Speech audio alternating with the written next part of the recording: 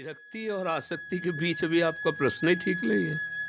जब विरक्ति तो आसक्ति नहीं और आसक्ति तो विरक्ति नहीं, बीच में कहां है आपका प्रश्न है। तो आपने जाना ही नहीं विरक्ति किसे कहते हैं, आसक्ति किसे कहते हैं, इसमें बीच है ही नहीं। ये तो एकदम किनारा है, ये तो एकदम किनारा है। आसक्ति जगत की और विरक्ति जगत की, तो इसमें बीच है ही नहीं ना। आप देखो कहां बीच है ना। विरक्ति का मतलब आसक्ति रहित, वो आसक्ति रहित है और वो आसक्त है, तो दोनों का अलग अलग बीच में तो है ही नहीं ना इसमें। और आपका प्रश्न क्या है?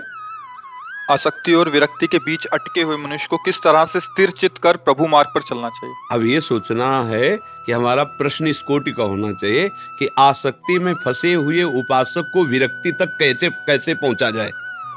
लक्ष्य उसका विरक्ति है पर वो आसक्ति में फंसा, बीच में तो ये शब्द ही नहीं, मतलब उसका अर्थ नहीं बनता ना। एक प्रश्न का सम्यक स्वरूप हो तो उसका उत्तर सम्यक हो जाता है। विरक्ति एक लक्ष्य है, कहीं कोई आसक्ति नहीं। विरक्ति का तात्पर्य है जाहि न चाही कबहु कछु, तुम सन सहज सनेह, बसहु निरंतर तासु उर, सोराउर निजगे। भगवान वाल्मीकि जी महाराज कह रहे हैं जिसकी कहीं आसक्ति नहीं है, कोई चाह नहीं।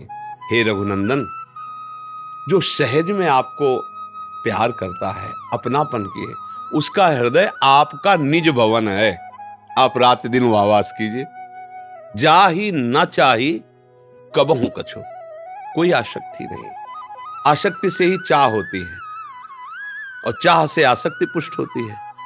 कोई चाह ही नहीं, कोई आसक्ति नहीं।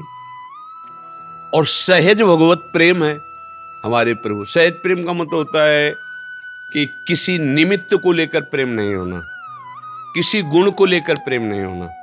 जैसे गोस्वामी जी का सहज अनुराग है राम जी से। तो एक बार श्री सूरदास जी ने विनोद में कहा कि आपके ठाकुर जी तो द्वादश कलाओं से युक्त, हमारे ठाकुर श्री कृष्णचंद्र जी षोडश कलाओं से युक्त है।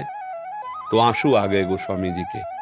कहा अच्छा, आज से आपके मुख से सुनकर मुझे पता चला कि मेरे प्रभु 12 कलाओं से, मैं तो केवल राम से प्रेम करता हूं।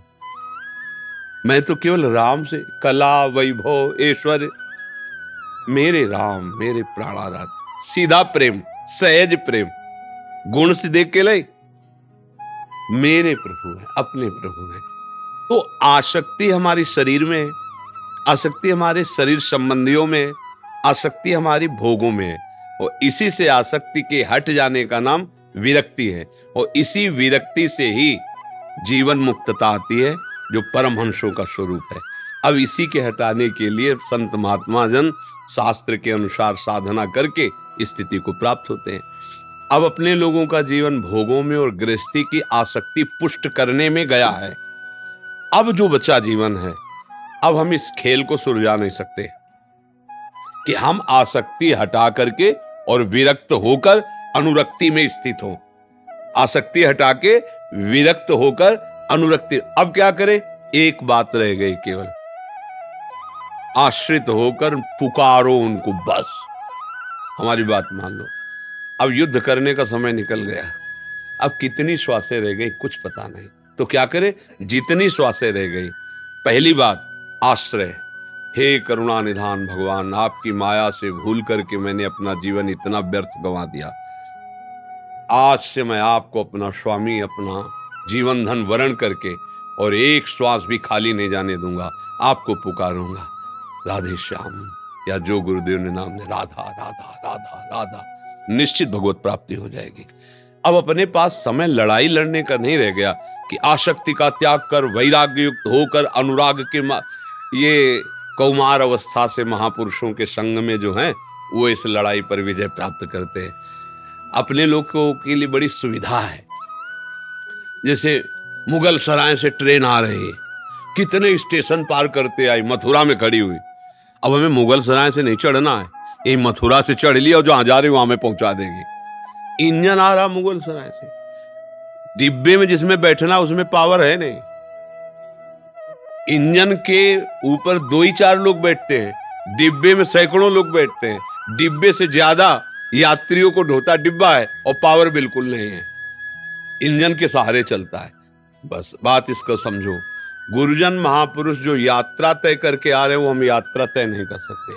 अब हमें मथुरा स्टेशन में मिल गए, अब हम वहीं बैठ जाते हैं। गुरुजन जो संत महापुरुष है ये डिब्बा है और भगवान आचार्य ये इंजन है। डिब्बे में बहुत लोग होते हैं पर वो उसका कनेक्शन होता है इंजन से, इसलिए लक्ष्य तक पहुंचा देता है। हमको अब साधना पक्ष में नहीं जाना, अब साध्य पक्ष में रहना है। बिगड़ी जन्म अनेक की अब वहीं सुधरे आज, कोई राम को पहले भगवद आश्रय, फिर नाम जप राधा राधा राधा, आखिरी श्वास जो होगी वो भगवत प्राप्ति ही होगी। अब इसके त्याग वैराग्य अनुराग इसके लिए समय नहीं रह गया है, शरीर साथ नहीं देगा।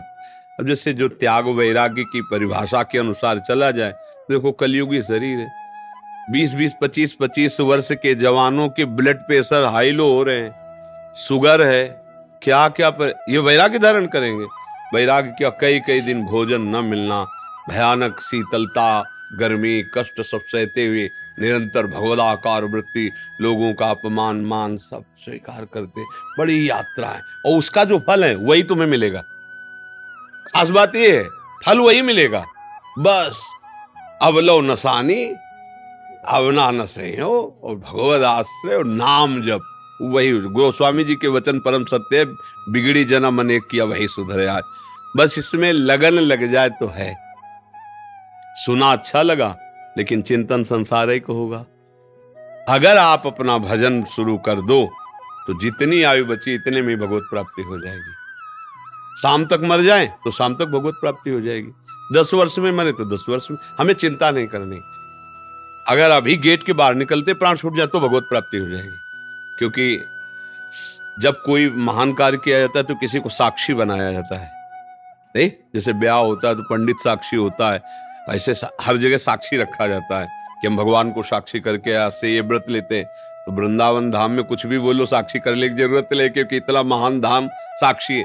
आज से अपने जीवन को हम बिहारी जी में समर्पित करते हैं, राधा वल्लभ जी में और जो हमारी श्वासें हैं अब मैं उनको बस उनके नाम राधा राधा वल्लभ राधा वल्लभ राधा वल्लभ अंदर अंदर अंदर अंदर चल ले, भगवत प्राप्ति हो जाएगी, पक्का हो जाएगी, इसमें कोई संशय नहीं। पर हम लोग जो है प्रमाद स्थिति को स्वीकार किए हैं। अब ये प्रमाद स्थिति सत्संग से ही जाएगी। अगर रोज सत्संग सुनो तो जैसे होता है ना, रोज चाटा लगे तो दिमाग होश में आए, सत्संग चाटा जैसा पड़ता है। जैसे सत्संग होता है ना सिद्धांत भगवत वाणी संतों, एक चाटा जैसा मोह निद्रा में सोया हुआ आदमी एक थप्पड़ मार एकदम ऐसे चले हो, ऐसे रोज लगता है यार हमारी दुर्दशा हो रही, यार हमारा लक्ष्य भगवत प्राप्ति है, हमें भजन करना, हम बुरे आचरणों में फंसे, ये चाटा जैसा काम। तो सत्संगी जो है रोज पवित्र होकर उत्साहित होकर भगवत मार्ग में, इसीलिए बड़े भाग पाई सत्संगा बिना ही प्रयास होई भव भंगा। यदि संतों का संग मिल जाए, उनकी बात मान जाए तो बिना प्रयास के भगवत प्राप्ति हो जाए।